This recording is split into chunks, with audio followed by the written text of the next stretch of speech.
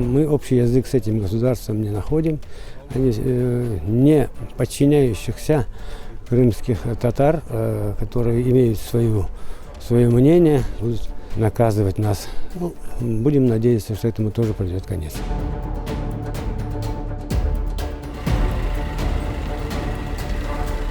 Скорая помощь его отвезла в Судакскую городскую больницу. Ему очень плохо на самом деле.